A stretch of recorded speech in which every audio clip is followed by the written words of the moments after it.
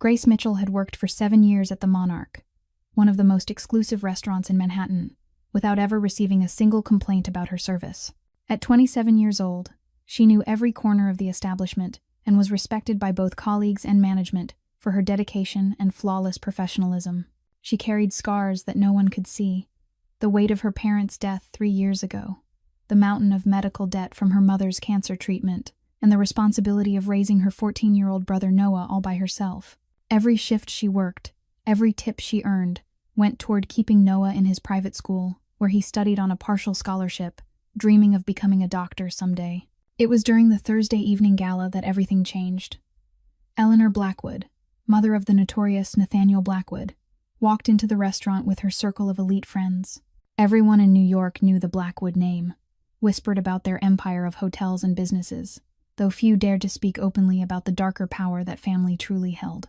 From the moment Eleanor sat down, she began making venomous remarks about the service, her voice rising deliberately so other guests could hear her criticisms. "This table is set incorrectly," Eleanor complained, while adjusting the silverware that was already perfectly aligned. "And where is the bread? We have been sitting here for 5 minutes." Grace approached with a professional smile, carrying a basket of warm artisan bread fresh from the oven. "Good evening, madam. I apologize for the delay. Here is your bread just out of the oven." Just out of the oven. Eleanor picked up a piece and examined it as if it were something disgusting. Hard as a rock. They cannot even make proper bread in this place. Eleanor's friends laughed nervously, clearly uncomfortable with their host's behavior. Grace maintained her composure as she always did in difficult situations.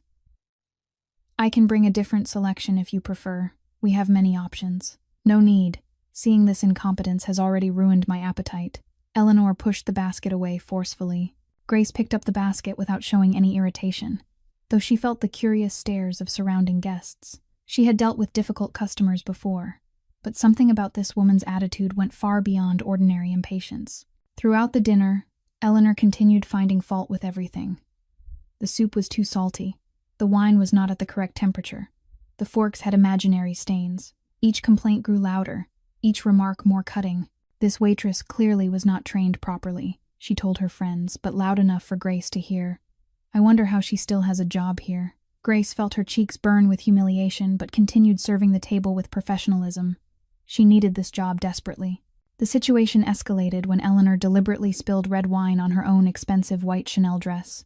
"Look what you did," she screamed, pointing directly at Grace. "You clumsy fool. You pushed me." "Madam, I was standing on the other side of the table," Grace replied calmly but firmly. "I did not touch you at all. How dare you call me a liar?" Eleanor stood up dramatically. "This dress costs more than your entire year's salary." The other guests stopped eating to observe. Silence fell over the main hall, broken only by the soft clinking of silverware and interrupted whispers. Richard Porter, the restaurant manager, appeared immediately with obvious tension on his face. He understood the importance of the Blackwood family, knew what they were capable of, knew that crossing them meant consequences no one wanted to face. "Mrs. Blackwood, please calm down. We will resolve this immediately." "Grace, apologize to her now," Richard said with a trembling voice. Grace looked at the manager in disbelief. 7 years of honest work, and he was asking her to apologize for something she did not do. "Mr. Porter, you know I did nothing wrong." She spilled the wine herself. "Grace," his voice came out higher than intended. "Apologize now, or you are fired." Eleanor smiled triumphantly, crossing her arms with an air of victory. This was exactly what she wanted, to humiliate this woman in front of everyone. "I am waiting." Eleanor tapped her foot on the marble floor. "A public apology for your incompetence." At that exact moment, something inside Grace shattered, not from the humiliation itself, but from the blatant injustice of the situation. She had dedicated 7 years of her life to this place, treated every customer like family, and now she was being forced to lie to protect the ego of a spoiled woman who believed her wealth and her family's dark power made her untouchable. She looked at Eleanor's main course, grilled salmon with vegetables and the house special sauce, and made a decision that would change her life forever. "You want an apology." Grace picked up the plate with both hands. "Here is my apology." And she poured the entire contents over Eleanor Blackwood's head.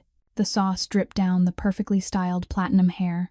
Vegetables scattered across the silk-covered shoulders. Pieces of salmon stuck to the expensive diamond necklace. Eleanor stood frozen for several seconds, too shocked to react. The entire restaurant fell into absolute silence. Even the other servers froze mid-motion, plates suspended in the air, eyes fixed on the surreal scene unfolding before them. No one had ever dared to challenge the Blackwood family like this, and everyone knew there would be consequences. If you are enjoying this story, tap the like button and share it with someone who needs to hear this. Subscribe to our channel so you do not miss what happens next. Your support means everything to us. What Grace did not know was that Nathaniel Blackwood himself was about to watch this video, and his reaction would be nothing like anyone expected. Then Eleanor exploded. Her scream ripped through the silence like thunder in a quiet night. "How dare you do this to me?" Eleanor howled, as sauce kept running down her face, dripping from her chin onto her expensive diamond necklace. "I'll ruin you. I'll sue you until you don't have a single cent left. Do you know who I am? Do you know what my family can do to you?" She swung toward Richard Porter with a crazed stare. "Call the police right now. I want this girl arrested. I want her in jail. I'll take this restaurant to court. You'll be shut down. Every one of you will pay." Richard Porter stood there trembling like a leaf before a storm, his face whiter than the tablecloth, his mouth moving but no words coming out. Eleanor's friends jumped up in a panic, trying to wipe sauce and vegetables off her with white napkins. But Eleanor slapped their hands away. "Don't touch me!" she screamed, her eyes locked on Grace, blazing with fury. Grace stood there with a strange calm. The storm had passed, and now she felt an odd, quiet peace spreading through her chest. Slowly, she untied the white apron she'd worn for 7 years, folded it carefully as if it were a sacred ritual, then set it down on the table beside the sauce that was still spreading. "Mrs. Blackwood," Grace said, her voice clear and steady over the guests' whispers. "You can sue me. You can destroy my career. You can use your family's money and power to do anything you want, but there's one thing you can't take from me. My dignity. I'd rather lose my job than kneel and apologize for a crime I didn't commit. For 7 years I've worked here. For 7 years I've treated every guest like family. And tonight I learned a lesson, that there are people who believe money can buy everything, even someone else's self-respect. But they're wrong." She turned to Richard Porter.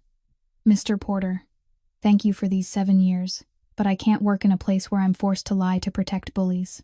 Then Grace turned and walked away, back straight, head held high, her steps steady across the gleaming marble floor. She didn't run, she didn't rush. Each step was a silent declaration of dignity no one could strip away. The guests watched her in silence, some with eyes full of admiration, some with worry for the fate of the young woman who had just dared to challenge one of the most powerful families in New York.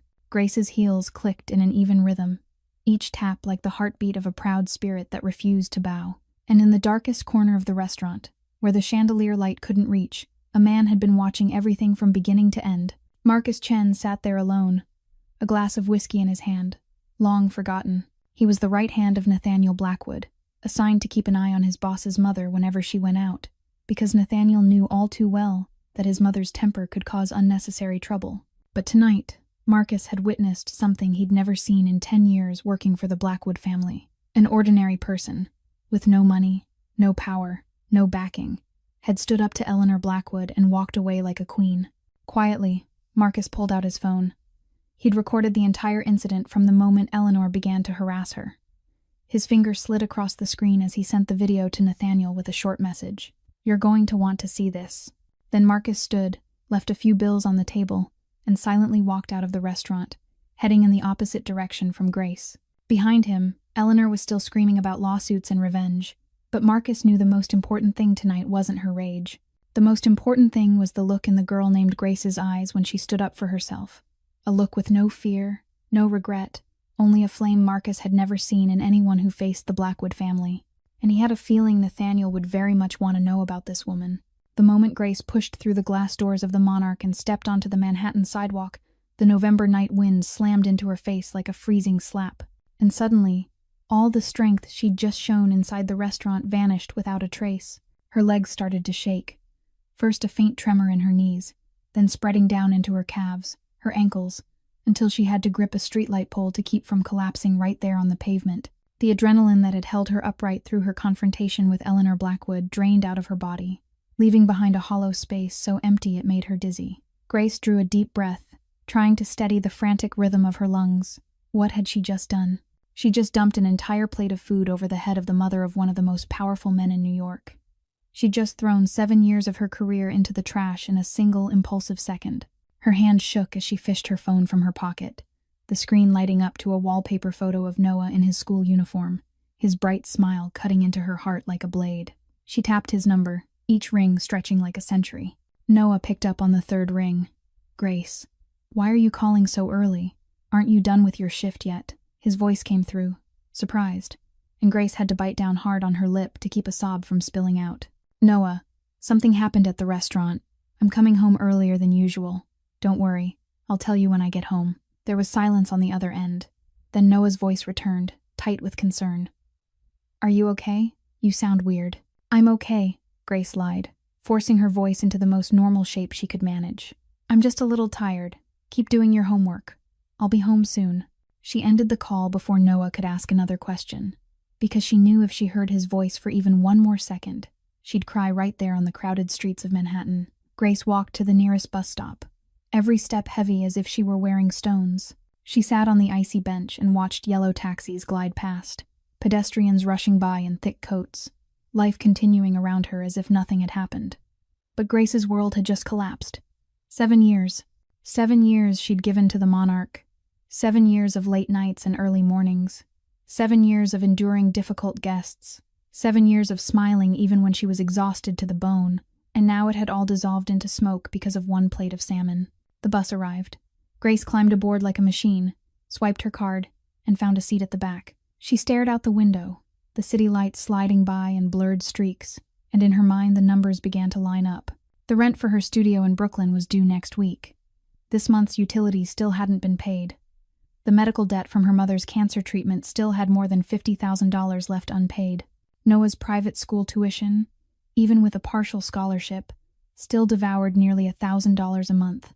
And now she didn't have a job. Worse than that, she'd just provoked the Blackwood family, a family that, according to the rumors, could make anyone disappear from this city if they wanted to. Who would dare to hire her after this? The news would spread. People in the restaurant world all knew each other, and no one wanted to hire an employee who had poured food over a customer's head, especially when that customer was Eleanor Blackwood. Grace felt her throat tighten. She'd fought to protect her dignity, but what was the price? What would happen to Noah? He was only 14. He dreamed of becoming a doctor. He needed a real education, and she'd promised her mother before she died that she'd take care of him properly. Tears began to slide down Grace's cheeks, and she quickly turned her face toward the window so no one would see. Had she been selfish? Had she put her own self-respect above her little brother's future? But then she remembered Eleanor's triumphant stare when she demanded Grace kneel and apologize. She remembered the humiliation of being forced to lie in front of dozens of people, and she knew that if she could choose again, she'd do the same thing. There were things you couldn't trade away, and dignity was one of them. The bus stopped near her apartment. Grace stepped down and drew a deep breath of Brooklyn's bitter night air. She didn't know what tomorrow would look like, didn't know where she'd find the money next week to pay the bills. But one thing she knew for certain. Tonight, she would have to face Noah and explain everything, and that might be the hardest thing she'd ever have to do. Grace pushed open the door to their tiny studio apartment, and the familiar scent of the vanilla candle Noah liked to light every night rushed into her nose. Noah was sitting at his desk by the window, but his books had been shoved aside, clearly unable to focus since the moment he'd gotten her call. The instant he saw Grace step inside, Noah sprang to his feet, his eyes sweeping her from head to toe as if searching for an injury. "Are you okay?" he asked at once, his voice thick with worry. "You said something happened? What happened? Did someone do something to you?" Grace looked at her brother, a 14-year-old boy who was already almost as tall as she was, his face still holding traces of childhood, but his eyes grown older too soon after the losses they'd had to carry. She took off her coat and hung it on the hook behind the door, then slowly sat down on the old sofa and patted the empty spot beside her. "Come sit with me," Grace said softly. "I'll tell you everything." Noah sat down next to her, his whole body taut like a drawn string. Grace drew a deep breath and began to tell him. From the moment Eleanor Blackwood walked into the restaurant with that arrogant attitude, the bitter remarks, the humiliation rising minute by minute, all the way to the moment Eleanor poured wine onto her own dress and blamed Grace for it. Grace told him how Richard Porter demanded she apologize, about the ultimatum that forced her to choose between her job and her self-respect, and finally, about the decision to dump the plate of salmon over the head of that powerful woman. When Grace finished, the The room fell into silence. Noah sat there, lips pressed tight, his eyes darkening in a way Grace recognized immediately, the way he tried to hold his feelings down whenever he was angry or scared. "You lost your job," Noah said, not as a question but as a statement. "Yes," Grace admitted. "I lost my job, so what are we going to live on?" Noah's voice shook slightly. "Next month's rent, my tuition, and the hospital debt too." Grace felt her heart tighten as she listened to him list the financial burdens a 14-year-old shouldn't have to think about. "I'll find another job," she said, trying to keep her voice hopeful. "I've got 7 years of experience. Someone else will hire me." "But you made the Blackwoods angry," Noah said bluntly. "Everybody knows who they are. Nobody dares touch someone they hate." Grace didn't know how to answer, because he was right. But then Noah did something that took her completely by surprise. He turned to look straight into her eyes, and instead of blame or fear, something else lit up in his gaze. "You did the right thing," Noah said, his voice so firm Grace had to blink in shock. "She had no right to treat you like that. Nobody has the right to make you kneel and apologize for something you didn't do." "Noah," Grace started, but he cut her off. "Do you remember what Mom used to say?" Noah asked. "Mom always said money can be lost and earned again, but once you lose your self-respect, you never get it back. She said you can be poor, but you can't ever be cowardly." Tears began to gather at the corners of Grace's eyes when she heard him speak of their mother. She remembered the times their mother lay in her hospital bed, her body thin from chemotherapy, and still she'd told them they had to live with decency. They had to keep their heads high no matter how hard life got. "I'm scared I was selfish," Grace whispered. "I'm scared that because of my dignity, you'll have to suffer." Noah shook his head hard. "I'd rather quit school than let you be humiliated like that," he said, his voice catching. "I'd rather get a part-time job. I'd rather eat instant noodles every day. I'd rather do anything than watch you bow your head to someone like her. You're the one who's raised me these past 3 years. You're the one who's sacrificed everything for me, and I'm proud of you. I'm proud that my sister isn't the kind of person who submits to injustice." Grace couldn't hold it in anymore. She pulled her brother into her arms, holding him tight as if she was afraid he might disappear. Noah hugged her back, his shoulders trembling, and Grace realized he was crying too. The two of them sat there in their tiny apartment, holding each other in the late Manhattan night. Outside the window, the city lights that never went out. They didn't have much money. They didn't have power. They didn't have backing. But they had each other. And in that moment, Grace realized that was all she needed. "We're going to be okay," she whispered into his ear. "I don't know how, but we're going to be okay." Noah nodded in her arms. "I believe you," he said. "And if the whole world turns its back on us, we'll still have each other." That night, the two of them slept on the small sofa, like those first days after their mother died when they couldn't bear the loneliness of their separate rooms. Grace didn't know that tomorrow morning, her life would change in a direction she never could have imagined. Morning sunlight slipped through the gap in the worn-out curtains and pulled Grace from her restless sleep on the sofa. Noah was still curled up beside her, his steady breathing the only sound in the quiet apartment.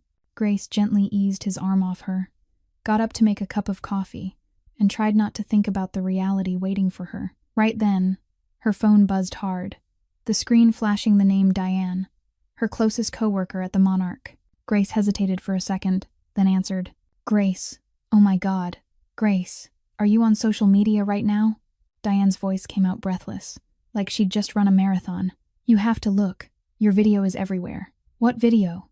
Grace asked, her heart starting to pound faster. "Last night's video," Diane nearly shouted. "Someone recorded the whole thing and posted it online.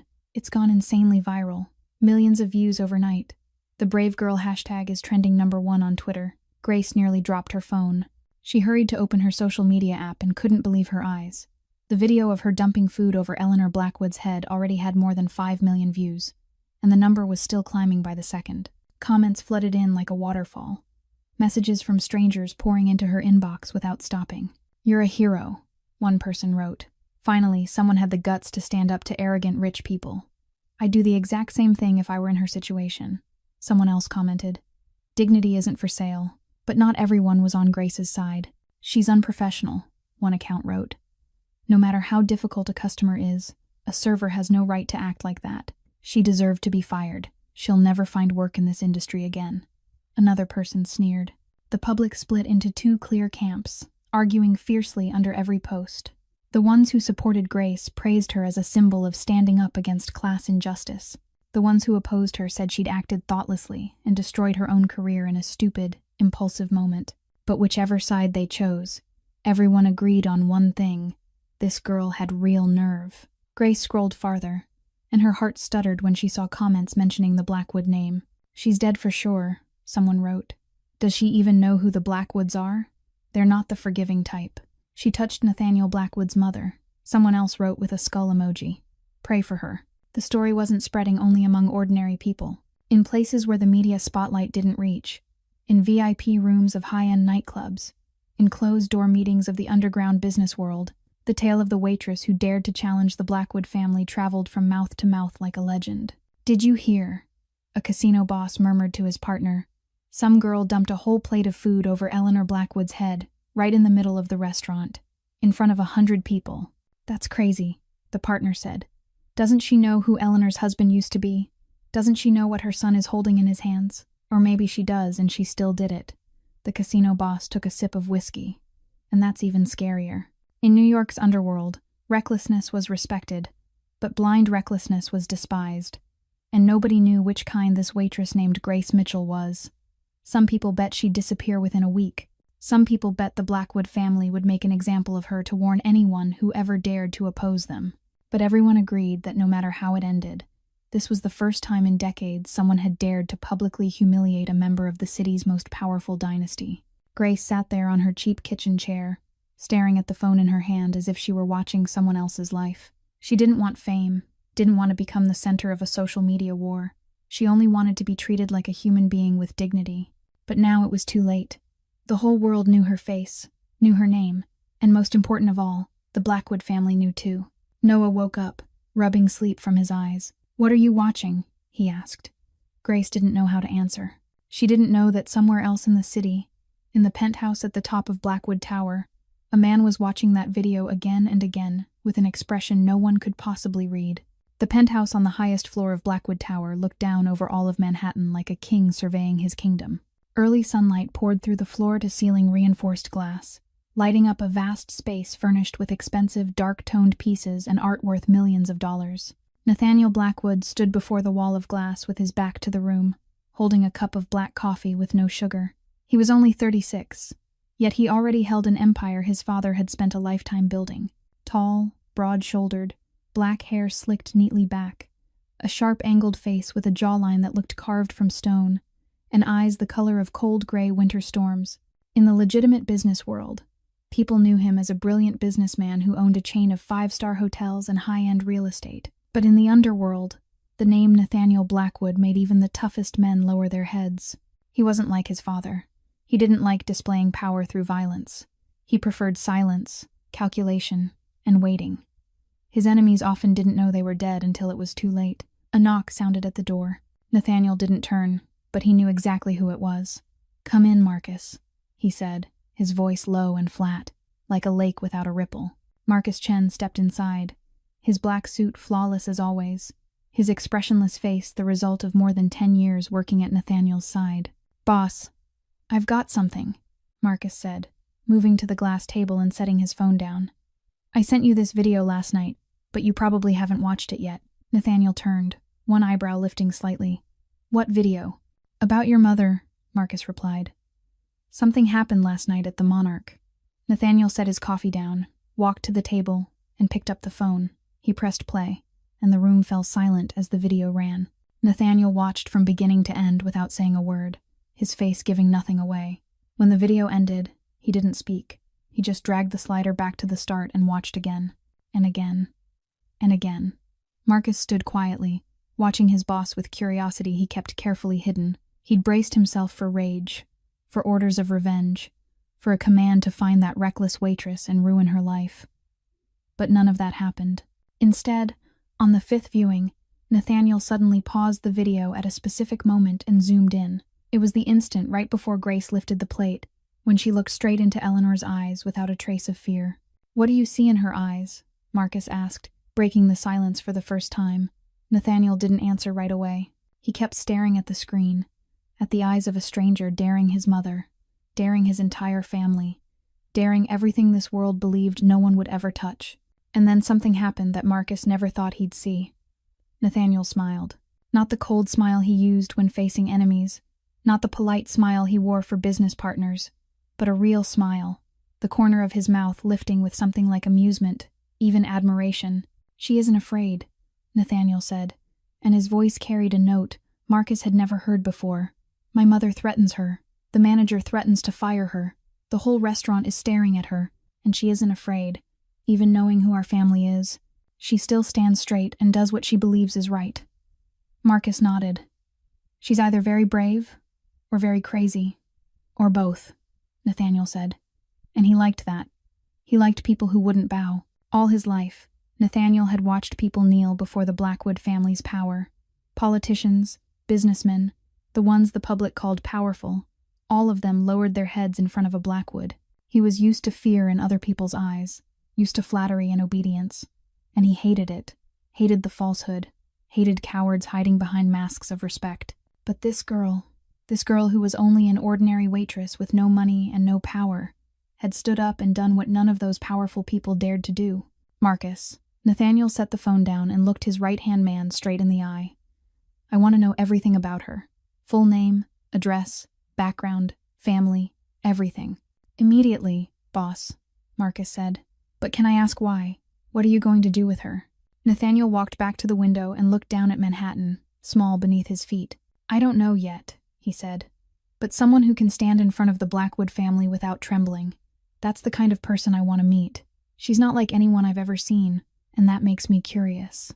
Marcus left to carry out the order, leaving Nathaniel alone in the vast penthouse. He reopened the video and watched one more time, this time focusing on the moment Grace stepped out of the restaurant with her head held high. There was something in the way she walked, in her calm in the middle of a storm, that wouldn't let him look away. And for the first time in many years, Nathaniel Blackwood felt something in his cold chest that he'd thought had died a long time ago. Nathaniel's phone rang less than an hour after Marcus left. He glanced at the screen, saw the word mother, and knew immediately this call wouldn't be pleasant. He drew a deep breath and answered. "Nathaniel." Eleanor's voice came through sharp as a knife. "Have you watched the video yet?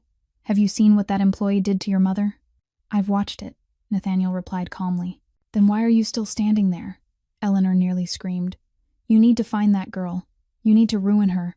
I want her to never be able to find work anywhere in this country.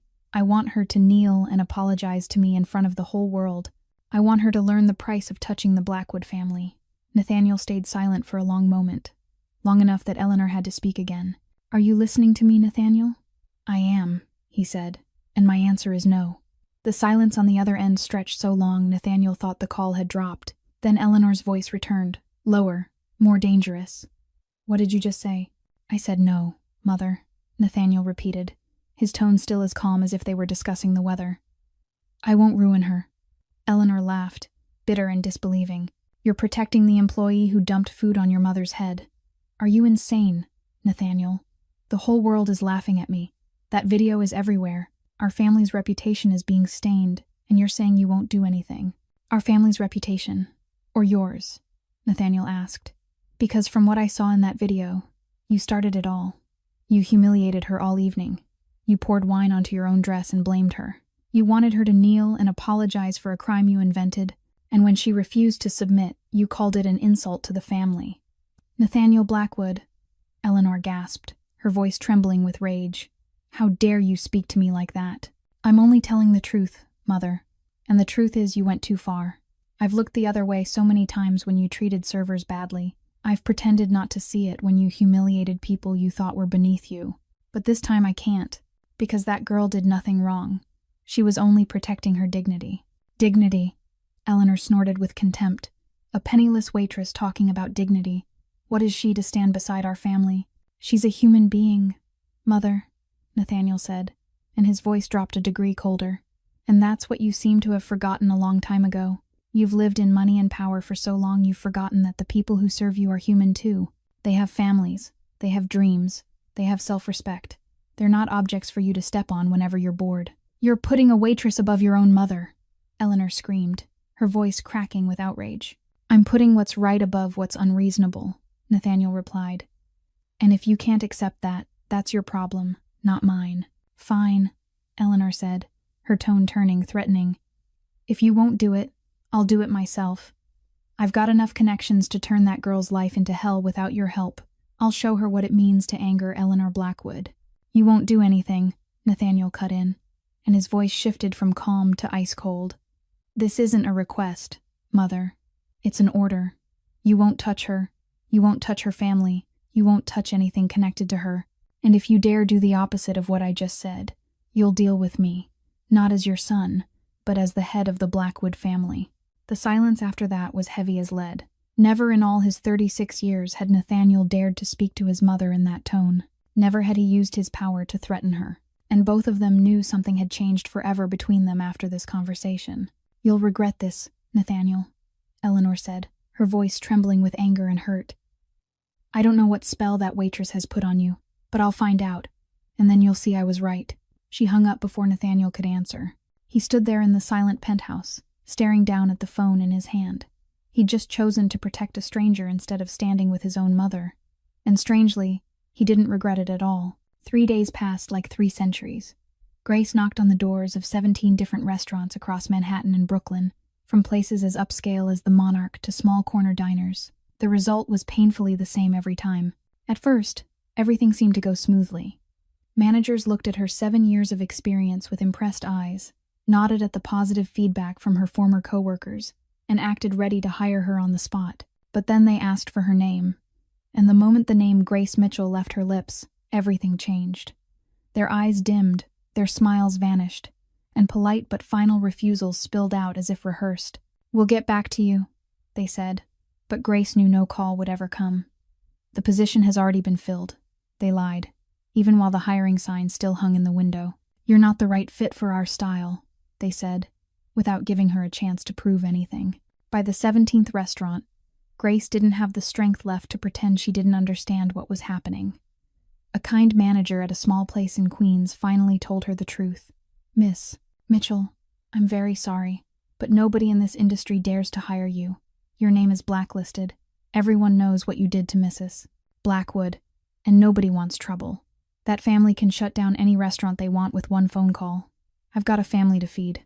I can't risk it. I'm sorry. Grace left that diner with legs that felt made of lead. She'd known this would happen. Noah had warned her that very night. But hearing someone say it to her face, that an entire industry had turned its back on her, still hit like a punch to the gut she hadn't been ready for. When she got home, Grace opened her savings book and stared at the number shrinking day by day. This month's rent was paid, but what about next month?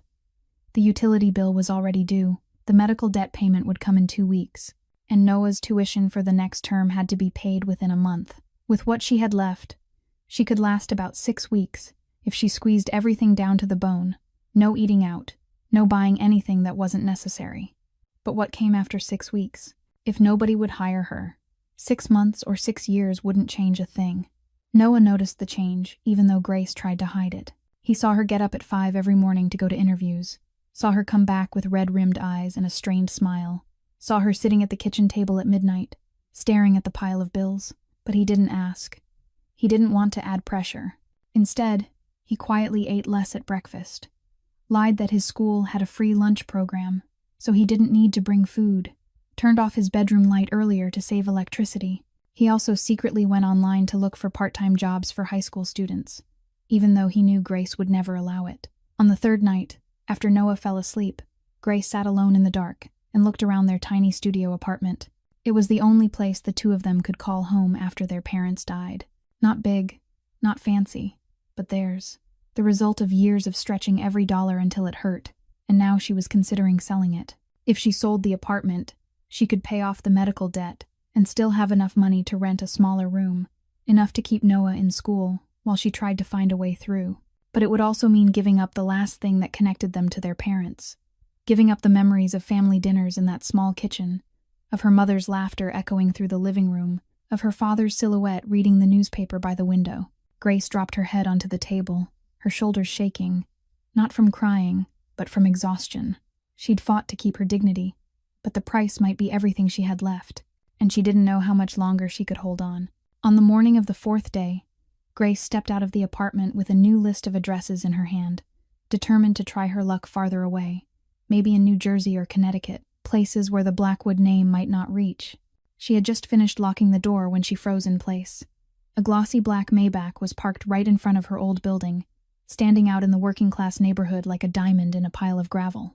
That kind of car cost at least $500,000, 10 times the value of the apartment she was considering selling. Grace's heart lurched when the car door opened and an Asian man in a flawless black suit stepped out. She recognized him instantly, even though she'd only caught glimpses of that face in online photos when she searched for information about the Blackwood family. Marcus Chen, Nathaniel Blackwood's right hand, the man who, according to rumors, had made an entire Bronx gang vanish in a single night. Grace took a step back on instinct, her spine pressing against the wooden door behind her. They came to take revenge. This was the ending she'd feared for 3 days. She thought of Noah inside, praying he wouldn't open the door no matter what he heard. "Miss Mitchell," Marcus said, his tone strangely calm in front of someone who was clearly terrified. "I'm not here to hurt you." Grace didn't answer. Her eyes flicked left and right, looking for a way out, even though she knew that if Marcus Chen wanted to do something to her, running would be useless. "I've got something for you," Marcus said, slipping a hand into his suit pocket. And Grace nearly stopped breathing, but what he pulled out wasn't a gun or a knife. It was a small black business card with gleaming gold lettering. He walked a few steps closer, then stopped at a respectful distance and held the card out to Grace. "Nathaniel Blackwood wants to meet you." Grace stared at the card as if it were a poisonous snake. "Meet me for what?" she asked, her voice coming out rough. "To threaten me in person, instead of over the phone. To tell me exactly how your family is going to ruin my life." "No," Marcus replied simply. "Mr. Blackwood only wants to talk." Grace let out a bitter laugh. "Talk," she repeated, with a sharp edge. "The son of the woman I dumped food on wants to talk to me. And you think I'm stupid enough to believe that?" Marcus didn't look offended by her tone. His face remained as calm as still water. "Miss Mitchell, if Mr. Blackwood wanted to hurt you, he wouldn't need to send me here with a business card. You're smart enough to understand that. The name Blackwood can open every door in this city, and it can close every door too, as you've seen over the last 3 days. Grace flinched at that last line. He knew where she'd interviewed, how many times she'd been turned away. They'd been watching her from the beginning. "So if it's not a threat, what is it?" she asked, her voice still tight with caution. "I don't know," Marcus answered honestly. "Mr. Blackwood didn't tell me why. He only said he wants to see you, and I was instructed to assure you this is an invitation, not a summons.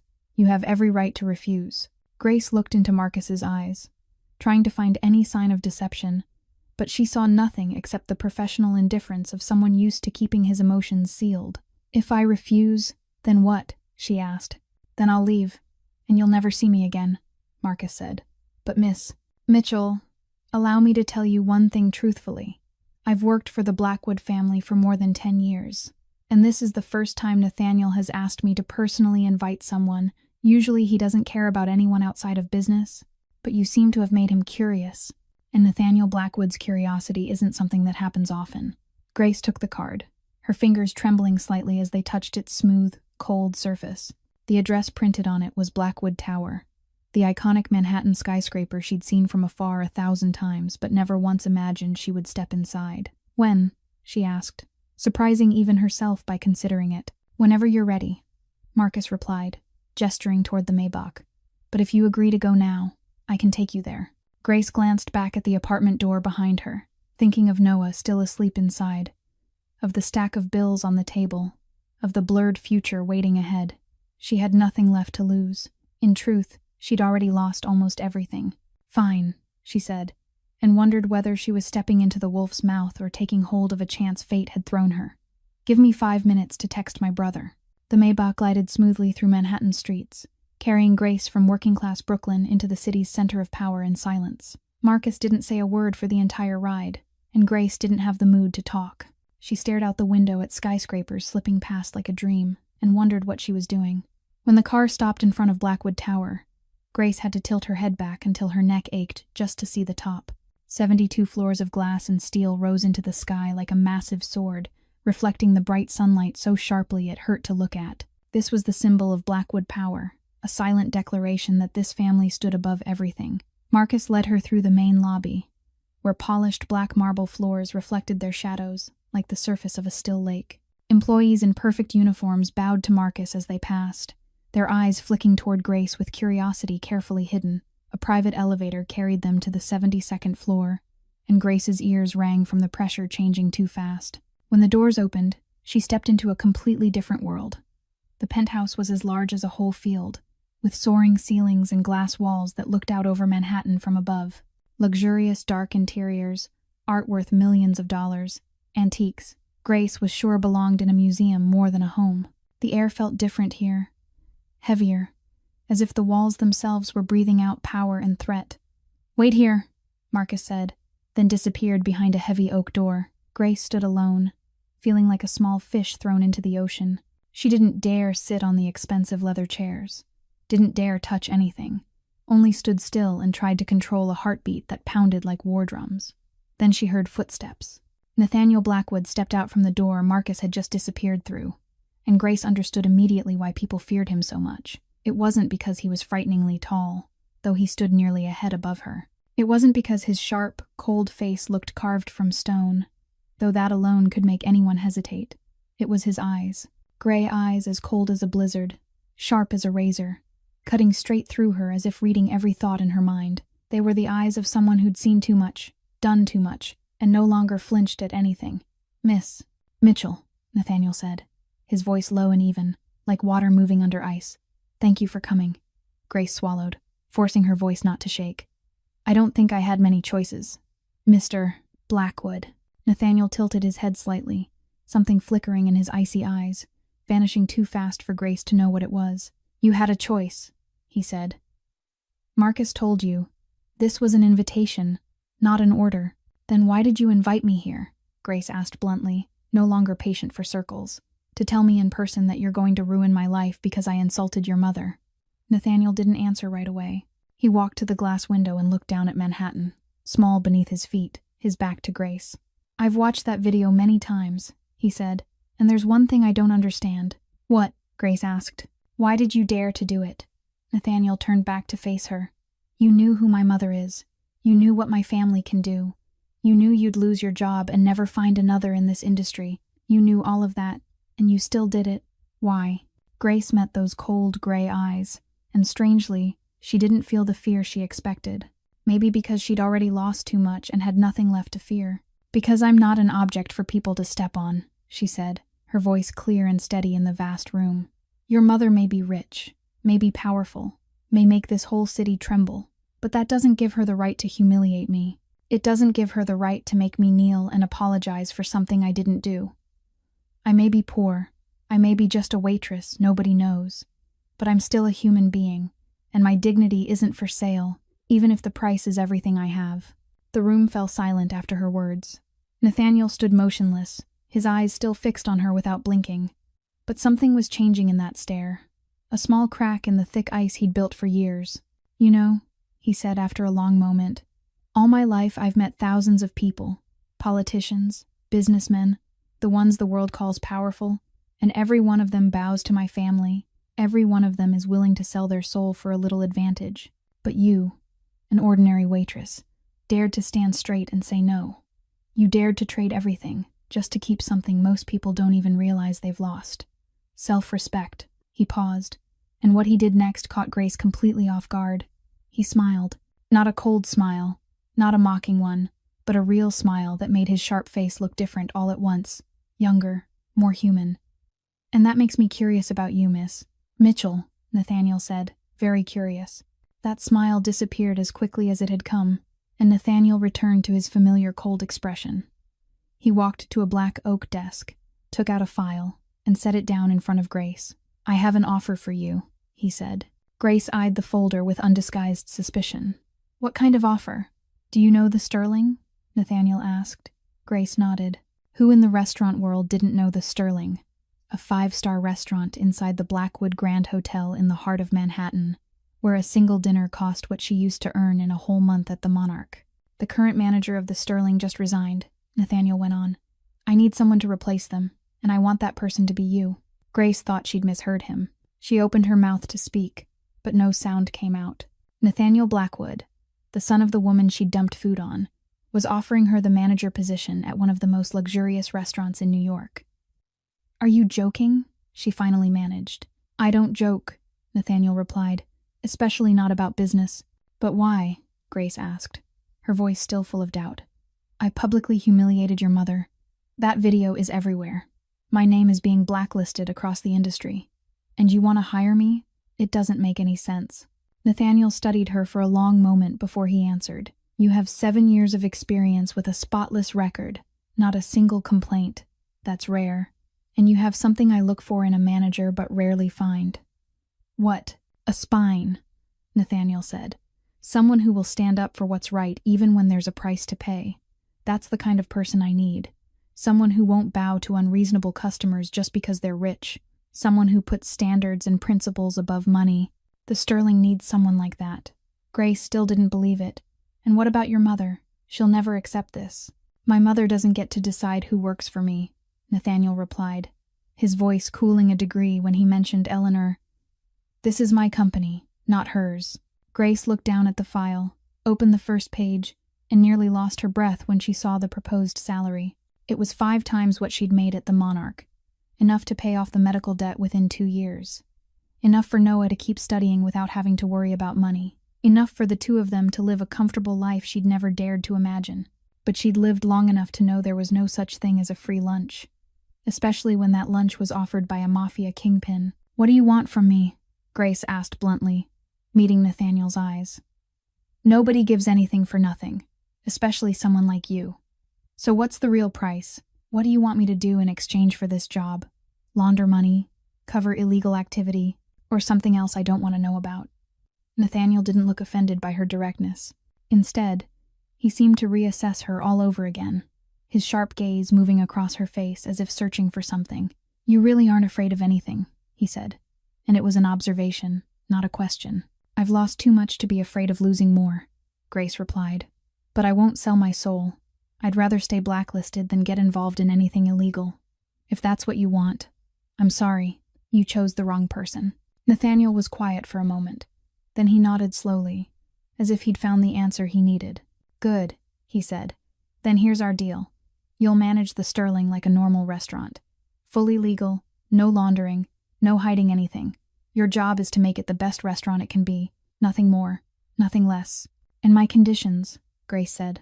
"I won't do anything that goes against my conscience. I won't mistreat staff no matter who the customer is. And if you ask me to do something I believe is wrong, I'll refuse, even if it costs me the job."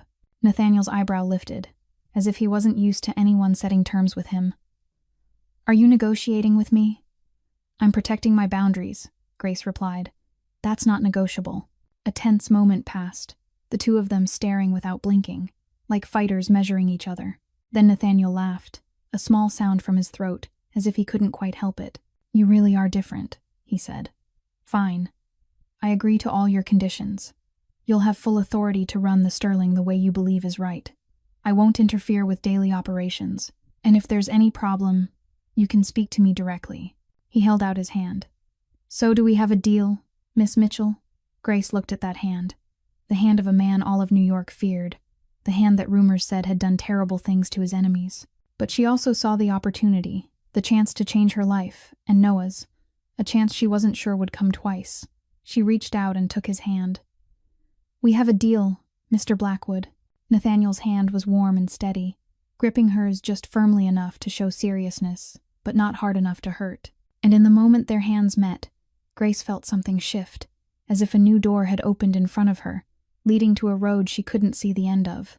"Call me Nathaniel," he said. Grace nodded. "Then you can call me Grace too." The first 2 weeks at the Sterling were the hardest stretch of Grace's career. The staff watched her with suspicious eyes, some of them even whispering behind her back about the viral video and why Nathaniel Blackwood would hire someone like her. They thought she was the boss's lover. Or worse, a tool Nathaniel was using to punish his mother by deliberately hiring the woman she hated. But Grace didn't care about the rumors. She focused on the work, applying the philosophy she'd learned over 7 years at the Monarch and the lessons her parents had taught her when she was still a child. Everyone deserved respect, from the head chef to the dishwasher, from VIP guests to the cleaning staff. She met with every employee one-on-one, listened to their struggles, remembered their children's names, asked about their families. She changed schedules so the ones with small kids could pick them up on time. She increased break time between shifts, improved staff meals, and most important of all, she stepped in to protect her people from unreasonable customers. Once, a wealthy businessman, drunk on alcohol, shouted a young server to tears just because an appetizer came out 2 minutes late. Grace walked over and, calm but firm, asked him to leave the restaurant. When he threatened to call Nathaniel Blackwood, Grace smiled and told him to go right ahead, then personally escorted him to the door. The story spread through the restaurant like wildfire, and after that, the staff's attitude toward her changed completely. They stopped looking at her like an outsider who'd taken someone's place. They started looking at her like a real leader, someone willing to stand in front of them and take the hit. The Sterling's revenue climbed steadily week by week, not because of flashy marketing strategies, but because of the simplest truth. Happy staff served customers better, and customers who had a good experience came back. 5-star reviews flooded travel and food sites, people praising not only the cuisine, but also the warm, professional service. And Nathaniel Blackwood began to appear more and more often. At first, he came under the excuse of checking operations, sitting at his usual corner table with a glass of whiskey in his hand, watching the way Grace ran the restaurant with that sharp, measuring gaze. But little by little, his visits lasted longer, and the reason of business checks quietly turned into conversations. Those conversations usually began after closing, when the staff had gone home and the restaurant sank into quiet darkness. Grace would pour herself a cup of coffee, pour Nathaniel a whiskey, and they'd sit across from each other at the table by the window overlooking Manhattan streets glittering with lights. They talked about everything, about work, about life, about different ways of seeing the world. Nathaniel asked about Noah, about how Grace had raised her younger brother alone for 3 years, about her parents and the medical debt she was still fighting to pay. Grace asked about the Blackwood Empire, about the weight of inheriting a powerful dynasty, about the loneliness she could see behind his cold eyes. What surprised Nathaniel the most was that Grace never feared speaking to him honestly. When he made a business decision she believed was wrong, she told him it was wrong. When he became arrogant or too cold, she pointed it out without hesitation. Once, Nathaniel complained about a partner who dared to reject his offer, his voice edged with threat, as if he were weighing the consequences that person would suffer. Grace set her coffee cup down and looked him straight in the eye. "People have the right to say no," she said. "Even when the one asking is Nathaniel Blackwood. Someone disagreeing with you doesn't mean they're insulting you. Sometimes it only means they have a different view, and a good leader listens to a different view instead of threatening the people brave enough to speak it." Anyone else who said those words to Nathaniel would have faced serious consequences, but with Grace, he only went quiet for a long moment, then nodded slowly. "You're right," he admitted, and it was the first time in his life Nathaniel Blackwood had admitted he was wrong in front of another person. Marcus Chen, who always stood in the corner whenever Nathaniel was present, watched it all with amazement he kept carefully hidden. He'd followed Nathaniel for more than 10 years, had seen his boss deal with enemies, partners, women who tried to get close for money and power. But he'd never seen Nathaniel like this, never seen his cold boss truly listen to someone, truly laugh at a clever remark, truly open himself about things he'd kept buried for years. Grace Mitchell was doing what nobody had ever done. She was touching the real man behind Nathaniel Blackwood's cold mask, and Marcus didn't know whether that was good or bad. But he knew one thing for certain: everything was changing, and when everything changed around Nathaniel Blackwood, this whole city would have to change with him. One Friday night near the end of the month, Noah suddenly showed up at the Sterling. Grace was double-checking the weekend reservation list when the restaurant doors opened, and her 14-year-old brother walked in with his school backpack on his shoulder and that familiar bright smile. "Grace, I came to pick you up," Noah said. "I finished my exam early today, so I thought I'd surprise you."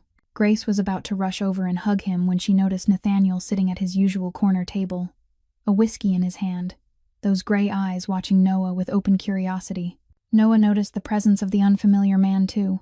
He slowed mid-step, and his instinctive guard made him move closer to his sister. "Who's that?" "Grace." Grace drew a breath, unsure how to introduce him. "This is Nathaniel Blackwood, the owner of this restaurant," she said. "And this is Noah, my brother." Noah's eyes widened at the name, Blackwood. He realized at once this was the son of the woman Grace had dumped food on in that viral video. He looked at Nathaniel with a wary stare, his body going rigid as if he was ready to protect Grace at any moment. But instead of acting threatening, Nathaniel stood and walked over, his face softening in a way that felt unusual for him. "So this is the brother Grace talks about," he said. "She told me you want to become a doctor." Noah didn't answer right away, still measuring the man in front of him. Then he lifted his chin and looked Nathaniel straight in the eye with a courage that went far beyond his 14 years. "Yes, I want to be a doctor so I can help people like my mom, people who don't have enough money to get treated the right way." Nathaniel tilted his head slightly, something flickering in those cold eyes. "That's a noble goal," he said. "And how are you doing in school?" "I'm top of my class," Noah answered without false modesty. "I've got a partial scholarship at school, and I'll earn a full scholarship in college. My sister won't have to worry about me." Grace watched her brother, pride swelling in her chest. He'd grown up too fast in the last 3 years, had carried too much loss, and still held on to hope and determination. Nathaniel studied the two of them for a moment, then turned to Grace. "You should go home with your brother," he said. "I don't have anything else to discuss tonight."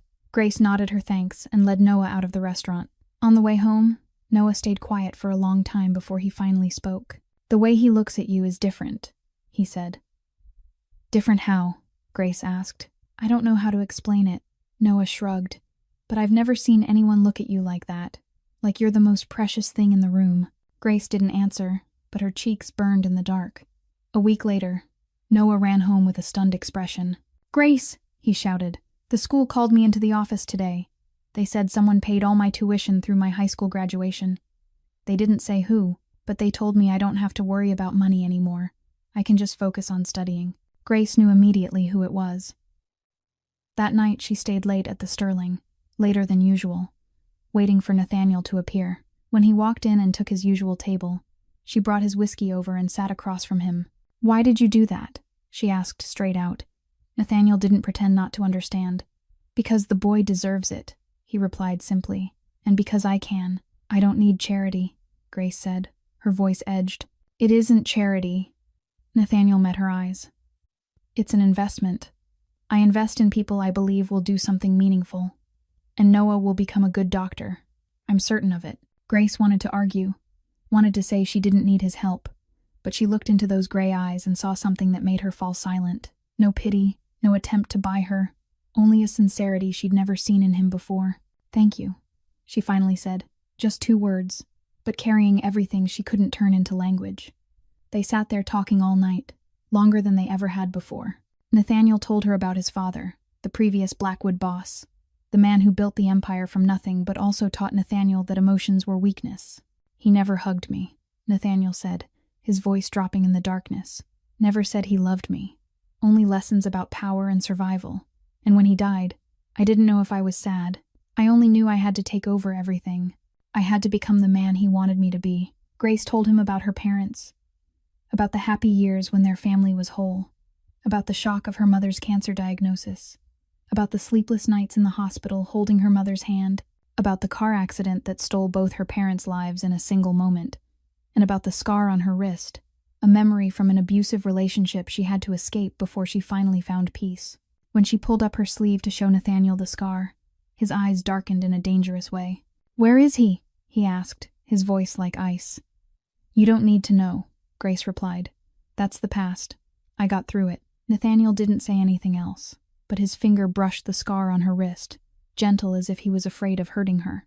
And in that moment, under the faint streetlight slipping through the glass, Grace saw something she'd never seen in Nathaniel Blackwood.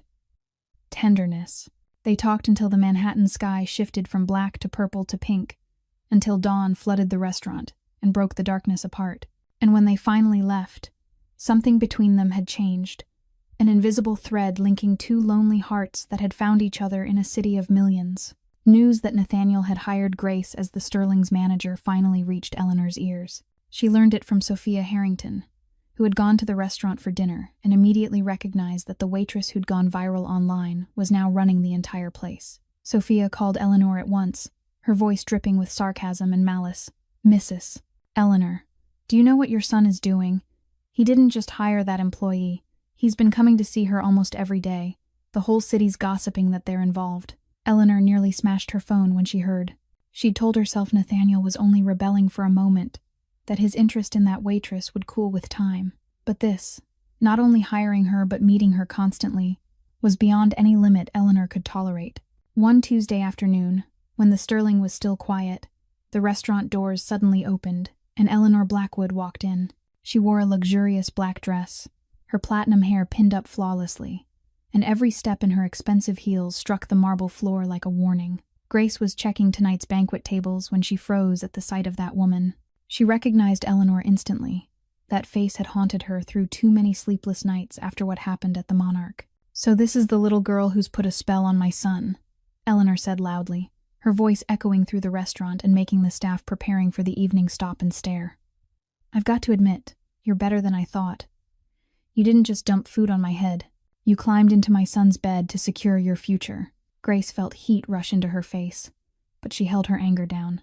"Mrs. Blackwood," she said as calmly as she could, "please leave my restaurant." "Your restaurant?" Eleanor laughed with contempt. "This is the Blackwood family's restaurant. My son's restaurant.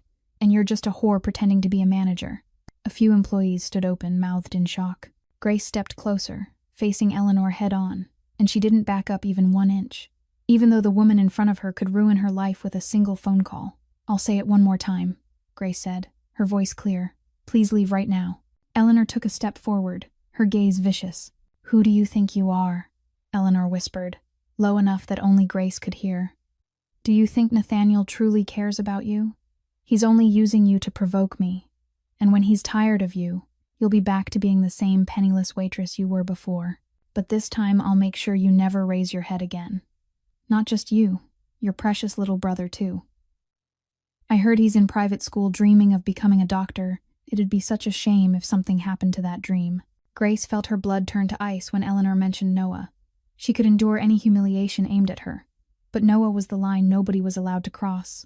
"If you dare touch my brother," Grace said, her voice shaking, not with fear but with rage, "I swear to you." "What will you do?" Eleanor mocked. "Dump another plate of food on my head." The restaurant doors flew open, and Nathaniel walked in with a face like ice. Marcus came right behind him, clearly having alerted his boss the moment he discovered Eleanor was there. "Mother," Nathaniel said. Just one word, but it carried a storm. Eleanor turned to face her son, the smile on her lips never wavering. "Nathaniel, you came at the perfect time.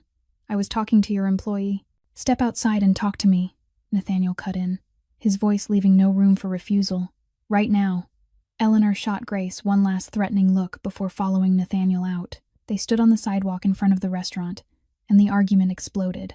"You've crossed the line," Nathaniel said. "I warned you not to touch her." "She's using you," Eleanor screamed. "I'm your mother. I'm protecting you." "You're protecting your wounded ego," Nathaniel replied coldly. "Grace isn't using me. She didn't even want to accept any help from me. She's the only person in my life who's dared to speak to me straight without fear. The only person who looks at me like a human being instead of a mafia boss or a walking check." "Then what am I to you?" Eleanor demanded, her voice trembling with anger and hurt. "You're the person who's tried to control my life for 36 years, Nathaniel said bluntly. "You're the person who's never asked what I want, only cared about what I should become by your standards.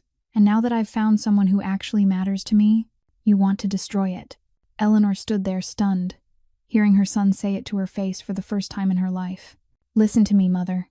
Nathaniel stepped closer, his voice dropping into a threatening whisper. "If you touch Grace or Noah, even a single hair, I'll cut you off completely. I'll strip your access to the family's assets. I'll make sure you have no influence left in this society. And you know I can do it. You know I don't make empty threats." Eleanor looked into her son's eyes, and for the first time in years, she saw absolute seriousness there. This wasn't Nathaniel in a moment of anger. This was Nathaniel who'd made a decision. "You'll regret this," Eleanor said, but the confidence she'd walked in with was gone. "No, Mother," Nathaniel replied. "The only thing I regret is that I didn't stand up to you sooner." He turned and walked back into the restaurant, leaving Eleanor alone on a Manhattan sidewalk, and for the first time in her life, she realized she could truly lose her son. Eleanor wasn't the kind of woman who accepted defeat. After the confrontation with Nathaniel outside the Sterling, she went home with her heart packed with rage and humiliation. Her own son had chosen a waitress over his mother, had threatened to cut her off because of a woman Eleanor considered unworthy of even a glance. Eleanor sat in the grand living room of her sprawling mansion, draining one glass of liquor after another, and in her drunken haze she made a decision she would regret for the rest of her life. She called Viktor Volkov, the boss of the Russian Mafia family, competing with the Blackwoods for power along the East Coast. Volkov and Blackwood had been at odds since Nathaniel's father's time, a Cold War smoldering for years, with both sides waiting for the chance to land a fatal blow. "Victor," Eleanor said into the phone, her voice thick with alcohol. "I've got information for you. My son has a weakness. A waitress named Grace Mitchell, and her little brother. Nathaniel cares about them more than anything else. If you want leverage on my son, that's how." Eleanor didn't think about consequences, didn't think about the fact that she was betraying her own blood. She only wanted Grace gone from her son's life, at any cost. 3 days later, Noah vanished. The boy didn't come home after school the way he always did. Grace called his phone dozens of times, but all she got was the long, hopeless ringing tone. She called the school. They said Noah had left at 3 in the afternoon as usual. She called his friends. No one had seen him after dismissal. 1 hour passed, then 2, then 3, and Grace began to truly panic. She ran into the street, asking neighbors, street vendors, anyone who might have seen her brother. No one had seen anything. At 8 that night, Grace's phone buzzed. A message from an unknown number arrived with a photo that made her heart stop. Noah was sitting on a wooden chair, his hands tied behind his back, his mouth sealed with tape, his eyes wide with terror. The message underneath read, "Tell your lover we want to talk. If the police show up, the boy dies." Grace collapsed onto the floor, her legs no longer strong enough to hold her up. She didn't cry. She didn't scream. She just sat there, trembling, staring at the image of her brother bound like an animal, and feeling the world crumble around her. For the first time in the 3 years since her parents died, Grace completely lost control. She didn't know what to do, didn't know who to call, didn't know how to save her brother from people who were clearly willing to kill. With shaking hands, she called Nathaniel. He answered after the first ring. "Grace." His voice came through, full of concern the moment he heard her ragged breathing. "What's wrong?" "Noah," Grace whispered, her voice breaking. "They took Noah. They sent me a picture. I don't know what to do. Nathaniel, please. I don't know what to do." "Where are you?" Nathaniel asked, his voice turning to steel in an instant. "At home. Don't go anywhere. I'm coming now." Nathaniel hung up and turned to Marcus with a look his right hand had never seen before. In those gray eyes there was no usual calm left, only a cold, ruthless fury waiting to be unleashed. "Volkov," Nathaniel said. "Just that one word." Marcus nodded. He'd suspected it the moment he heard Noah was missing. The Volkov family was the only rival reckless enough to touch someone tied to Nathaniel, and they had to have had an inside source to know about Grace and Noah. "Mobilize everyone," Nathaniel ordered. "I want to find where they're holding the boy within 1 hour. Contact every source we have, promise them whatever money they want, and tell the men to be ready. There will be blood tonight." Marcus pulled out his phone and started making call after call. Within 15 minutes, the entire Blackwood underworld empire was on high alert. Enforcers were summoned from all over the city. Weapons were prepared. Vehicles were arranged. This wasn't a business operation or a negotiation. This was war. Nathaniel reached Grace's apartment in record time. He found her curled on the living room floor, phone in hand, eyes locked on Noah's photo without blinking. He crouched in front of her, gripping her shaking shoulders. "Grace, look at me," Nathaniel said softly but firmly. "I'm bringing Noah back. I promise you, no one touches what's mine and lives." Grace looked up at him, her eyes red but dry, as if she was too terrified to cry. "I can't lose him," she whispered. "Noah's all I've got left. If anything happens to him, I won't survive it." "You won't lose him," Nathaniel said, his hand cupping her cheek, his voice set like a nail driven into wood. "I'll make sure of it, even if I have to burn this whole city down." Marcus's phone rang. He listened for a moment, then turned to Nathaniel. "We found them," Marcus said, "an abandoned warehouse at the Brooklyn docks. There are at least 10 guards. Nathaniel rose, his face hardening into the cold mask of a killer. Tonight, he would show the Volkov family, and the world, exactly why no one was allowed to touch the people Nathaniel Blackwood cared about. Brooklyn's docks lay swallowed by darkness at midnight, with only the pale yellow glow of a few streetlights spilling onto the ink-black water. The abandoned warehouse sat at the far end of the row, an old red brick structure from the industrial boom of the early 20th century, now the den of the men who dared to kidnap the little brother of the woman Nathaniel Blackwood cared about. A convoy of black vehicles stopped 300 meters away, silent as ghosts. Nathaniel stepped out, his perfect black suit wildly out of place for what was about to happen. But he didn't care. Marcus stood at his side and handed him a handgun. Nathaniel checked the magazine, then tucked it behind his back, his gray, ice-cold gaze sweeping over the warehouse ahead. 12 men, Marcus murmured. 4 guards outside, 8 inside. The boys on the 2nd floor, northeast corner. Nathaniel nodded. "I want one alive for questioning," he said, his voice empty of emotion. "The rest don't matter." 20 Blackwood gunmen moved like shadows through the night, surrounding the warehouse from every direction. The 4 guards outside were taken down in silence, throats cut before they could make a sound. Nathaniel led the main assault team, kicked the rusted iron door off its hinges, and stepped inside like death dropping from the sky.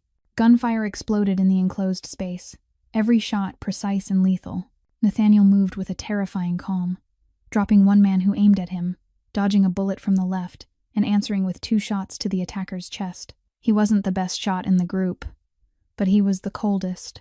No hesitation, no mercy. This was the other side of Nathaniel Blackwood, the side he usually hid behind expensive suits and polite smiles at high society dinners.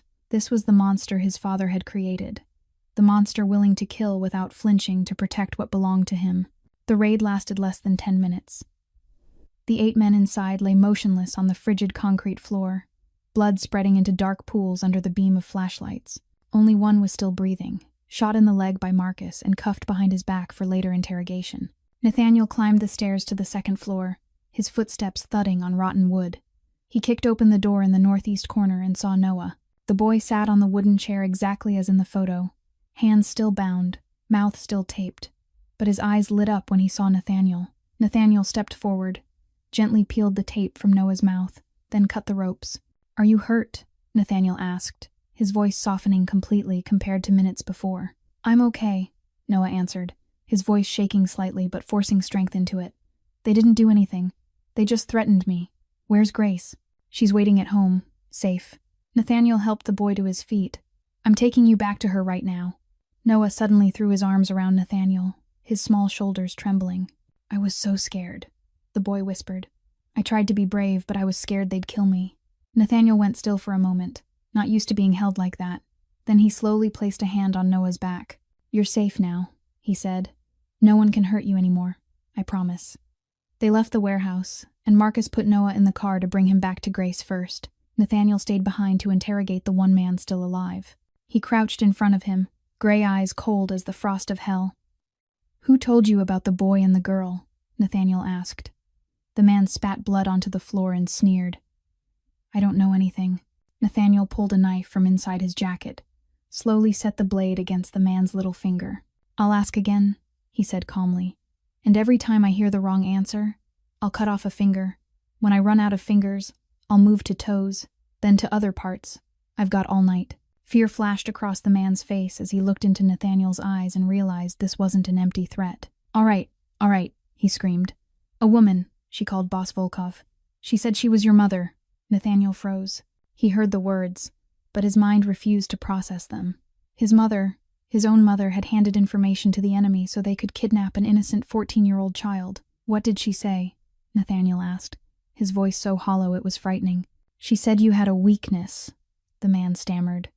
"A waitress and her little brother. She said if the boss wanted leverage on you, that was how." Nathaniel stood, turned, and walked away, leaving the man for the others to deal with. He stepped out of the warehouse, drew in the cutting cold air of the Brooklyn night, and felt something inside him die forever.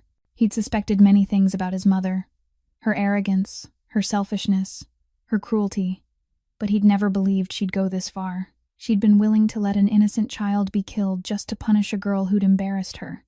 Nathaniel pulled out his phone and called the family's lawyer. The man answered after a few rings, his voice thick with sleep from being woken after midnight. "I want you to do what I told you last week," Nathaniel said coldly. "Cut off my mother's access to the family assets completely. Freeze every account she's using, cancel her credit cards, and make sure she can't touch a single dollar of Blackwood money ever again." "Mr. Blackwood," the lawyer hesitated. "She's your mother. Are you sure?" "She's not my mother anymore," Nathaniel replied. "From this moment on, Eleanor Blackwood is dead to me." When the car brought Noah back to their Brooklyn apartment, Grace had been waiting at the door for a long time. She rushed out and wrapped her arms around her little brother, Squeezing so tight, Noah had to gasp that he couldn't breathe. But Grace didn't let go. She just held him like that, tears sliding down her cheeks, her whole body trembling with relief. "I'm okay, sis," Noah whispered. "I'm okay. Nathaniel saved me." Grace lifted her head and looked at Nathaniel, standing a few steps away, still in his black suit now speckled with blood, his face exhausted, but his eyes softening as he watched the two of them. She slowly released Noah, walked up to Nathaniel, and without a single word, she hugged him. Nathaniel went still for a second. Then his arms slowly closed around her, holding tight as if he was afraid she'd disappear. They stood there in silence, in the freezing Brooklyn night, holding each other like two people who'd survived a storm. "Thank you," Grace whispered against his chest. "Thank you for saving Noah. Thank you for keeping your promise." Nathaniel didn't answer. He just held her tighter. Then he placed a hand beneath her chin, lifted her face, and under the pale yellow streetlight, he looked into her eyes, still red from crying. "I don't know what I would have done if I'd lost you," he said, his voice rough with emotions he wasn't used to showing. "I've lived 36 years without truly caring about anyone, but now I can't imagine a life that doesn't have you in it." Grace looked into those gray eyes, the eyes that had once been cold as a blizzard and were now warm in a way she'd never seen before. She didn't speak. She just rose onto her toes and pressed her lips to his. Their first kiss was gentle and soft, not rushed, not demanding, just two lonely souls who had finally found each other. Noah stood in the doorway, watching them with a huge grin, deciding this was the perfect moment to slip inside and give them space. A year passed since that fateful night. Grace and Nathaniel were officially dating, even though they kept it quiet from the media and the public. Noah moved into a larger apartment Nathaniel bought for the two of them, even though Grace fought it fiercely at first until Nathaniel convinced her it was for Noah's safety. The Sterling kept thriving under Grace's management, becoming one of the highest-rated restaurants in New York. And Eleanor, she lived in a kind of living hell. After Nathaniel cut her off completely, word spread through high society like wildfire that she'd betrayed her own son to a rival Mafia family. No one knew the exact details, but everyone knew Eleanor had done something unforgivable, something so severe her own son had turned his back on her. The wealthy friends she used to dine with abandoned her one by one. Sophia Harrington, the first person to tell her about Grace, became the first to deny she even knew her. The exclusive clubs where Eleanor had been a member quietly revoked her status. Invitations to glittering parties stopped arriving at her mansion. Eleanor sat alone in the vast estate that now felt cold and hollow, and she didn't have enough money to keep all the staff, so she'd been forced to let most of them go. She lived off her meager personal savings, nowhere near enough to maintain the luxury she'd once considered normal. On long, sleepless nights, she stared at old photos of Nathaniel as a boy and wondered where she'd gone wrong. After 6 months drowning in alcohol and self-pity, Eleanor finally decided to see a therapist, not because she wanted to change, but because she couldn't bear the loneliness anymore. Yet those sessions slowly opened wounds she'd hidden her whole life. She spoke about a childhood with a cold mother who demanded perfection, about an arranged marriage to Nathaniel's father that she'd never truly wanted, about a fear of abandonment that drove her to control everything around her. She realized she'd treated Nathaniel the exact way her own mother had treated her, and that toxic circle had destroyed the one relationship that had ever truly mattered. Eleanor began to change, slowly, painfully. She learned to look at herself honestly, to accept fault instead of blaming others, to understand that money and status didn't give her the right to grind other people down. After a year of therapy, she decided to do the thing she feared most: ask to see Grace and apologize. She sent a handwritten letter to the Sterling, making no demands, only asking for 10 minutes to talk. Grace received the letter and hesitated for a week. She had every reason to refuse. This woman had nearly gotten her brother killed. But then she remembered what her mother had always taught her: that forgiveness wasn't forgetting. It was freeing yourself from the weight of hatred. She agreed to meet Eleanor at a small cafe in Brooklyn, far from the curious eyes of high society. Eleanor walked in looking nothing like the arrogant woman from before. She was thinner. Her hair had gone grayer, and in the eyes that had once held nothing but contempt, there was only exhaustion and regret. "Thank you for agreeing to meet me," Eleanor said, her voice trembling slightly. "I know I don't deserve you hearing me after everything I've done. But I need to say this. I'm sorry. I'm sorry for humiliating you at the restaurant. I'm sorry for threatening you and your brother. And I'm sorry for doing something unforgivable that nearly got Noah killed. I'm not asking you to forgive me because I know I don't deserve it. I just want you to know I truly regret it, and I'm trying to become a better person, even if it's probably too late." Grace looked at the woman in front of her, and for the first time, she didn't see an enemy. She saw a woman who'd lost everything and was trying to find herself again. 5 years after that fateful night at the Monarch, Grace Blackwood sat in the familiar black Maybach, watching through the window as they pulled up to the very restaurant where everything had begun. She wasn't the anxious 27-year-old waitress weighed down by worry anymore. Now she was Grace Blackwood, Nathaniel's wife, co-owner of the upscale restaurant group called Mitchell & Sterling, a successful businesswoman respected throughout the industry. Nathaniel opened the car door for her and took her hand as she stepped out. He was still as striking and coldly handsome as the day they met, but his gray eyes were always warm whenever they landed on her. The platinum wedding band on his finger glinted under the Manhattan streetlights. Noah stepped out of the car behind them, now a tall 19-year-old in his second year at Columbia Medical School on a full scholarship. He'd achieved his dream of becoming a doctor, and Grace knew their parents were smiling from somewhere high above. And the last person to step out made anyone who remembered the old story blink in disbelief. Eleanor Blackwood, now 70, her hair completely silver, her face far gentler than the arrogant, cruel woman she'd once been. After 4 years of therapy, volunteering at support centers for abused women, and proving her change day by day, she'd slowly been welcomed back into the family, though with clear boundaries.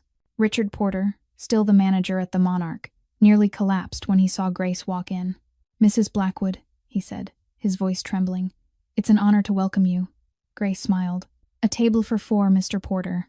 They sat at the best table in the restaurant, the very one Eleanor had sat at 7 years earlier on that fateful night. Grace looked around the familiar dining room, remembering every corner where she'd once worked, remembering late nights when her feet ached but she still forced a smile for customers, remembering the moment she'd lifted that salmon plate and changed her life forever. "Who would have thought a plate of food dumped on someone's head could lead to all of this?" Eleanor said, her voice carrying a touch of self-mocking humor. "A family, a business empire, and a mother-in-law with better manners." Everyone laughed, including Grace. 5 years ago, she couldn't have imagined sitting at dinner with Eleanor without wanting to dump something on her again. But people could change, and Eleanor had proven it. "Grace," Noah said, "I want to raise a glass to you, for everything you've done for me, for never giving up, no matter how hard life got, and for teaching me that dignity is the most precious thing a person has. No one has the right to take it away, and you should never trade it for anything." Grace felt her eyes sting. She held Nathaniel's hand on her left, Noah's on her right, and looked at Eleanor across from her. This was her family, built from the ashes of tragedy, bound together by forgiveness and growth. Nathaniel lifted his glass. "To second chances," he said, "and to people brave enough to change." Eleanor nodded, her eyes shimmering. "And to people kind enough to give others the chance to change," she added, looking at Grace with deep gratitude. They clinked their glasses, and Grace stared into the red wine glowing in candlelight. She remembered the red wine Eleanor had poured onto her own dress 7 years ago, remembered the blatant injustice of that night, and realized life had a strange way of turning its darkest moments into the beginning of something bright. Sometimes we have to lose everything to gain everything. Sometimes we have to stand up for ourselves even when we know the consequences could be terrifying. And sometimes the people we think are our enemies become family. That's the story of Grace Mitchell, the waitress who dared to stand up for her dignity in the face of power and wealth, and who, in the end, found the happiness she deserved. My dear friend, this story teaches us that dignity isn't for sale, that people can change if they truly want to, and that life always offers second chances to those brave enough to take them. How do you feel about this story? Have you ever faced a moment where you had to stand up for your self-respect? Share your thoughts in the comments below. We'd truly love to hear the stories from deep in your heart. If you enjoyed this story, don't forget to hit like, share this video with your friends and loved ones, and subscribe to our channel so you don't miss more moving stories every day. Wishing you and your family good health, joy, and peace. Goodbye for now, and I'll see you in the next video.